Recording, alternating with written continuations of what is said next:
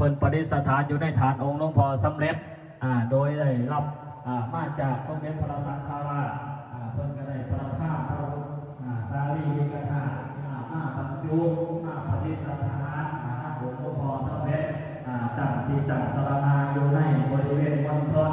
ธรรมสถานปาระแนงของพระบาทสมเด็จในวันนี้ก็ขอเรียนเชิญเจริญพรเอาต้นยางโยมมาหอดมาถึงแล้วบูชาตุเทียนบูชาดอกไม้พระองค์พ่อองค์พ่อสำเร็จทุกกายทุกใจระวังทุกสิ่งใดขอพ่อองค์พ่อสำเร็จไว้ในการขอพ่อของต้นยางโยมในที่ใจเป็นกลางทั้งที่ใจเป็นกลางแล้วขอพ่อสิ่งใดกับสำเร็จดังสมปรารถนาดังสื่อเพื่อนน้องสื่อเพื่อนองค์พ่อสำเร็จแบบนี้ครับกล่าวที่ทางขอพ่อองค์พ่อสำเร็จลานามต้นยางโยมการบรรพอยเดินเข้ามาในวันสิบเอ็ดทายภาพเช็คอินในองค์ต่างๆในสุขต่างๆจะว่าทำเป็นสุขต่อไปทั้งหาที่บอกเพลงของต้นยางโยม